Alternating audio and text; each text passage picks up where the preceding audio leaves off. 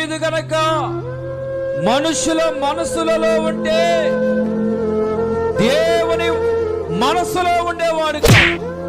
మనుషుల యొక్క మనసులలో దావీదు లేడు కాబట్టి దేవుని మనసులో స్థానం దక్కించుకున్నాడు. దావీదు లేడు కాబట్టి దేవుని మనసులో స్థానం దక్కించుకున్నాడు. ఇవాళ ఎవరి మనసులో నీకు చోటు కావాలి? మనుషుల మనసులోనా, దేవుని మనసులోనా? మనుషుల మనసులో చోటు సంపాదించుకునే అశ్విన్ కుమార్ అక్కడే ఉన్నారు.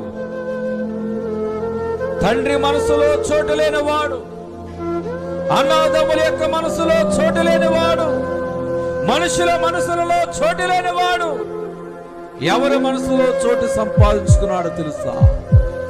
దేవుని మనసులో చోటు సంపాదించుకున్నాడు. దేవుడు అందుకే దావీదుని అంతకంతకు ఆయనని వర్ధిల్లింప చేశాడు.